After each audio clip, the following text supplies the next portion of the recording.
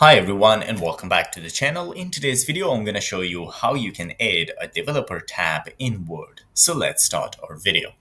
So guys, as you can see here, there is no tab which is showing developer here. There is no tab with the same name. So I want to add a developer tab which will make you access to many other options on Word. So how I'm going to bring it right here. It's pretty simple and easy. The first thing you need to do is to click on File.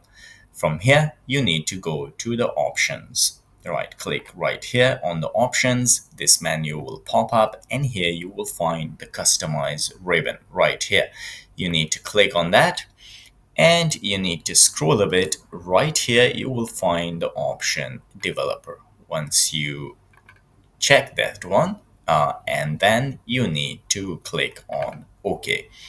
So now, as you can see right here, the developer option already appeared. From here, you can use all these tools, especially if you want to add a checkbox. So guys, this is how you can add a developer tab in Word. If you like the video, don't forget to subscribe. I will see you in the next video. Till then, take care.